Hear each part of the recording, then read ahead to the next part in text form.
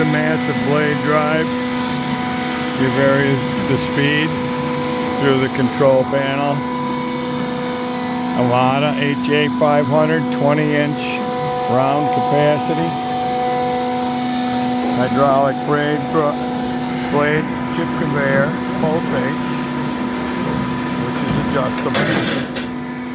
With the part falling off.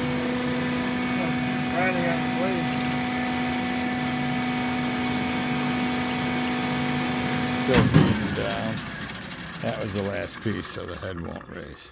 Oh, you didn't have it in automatic?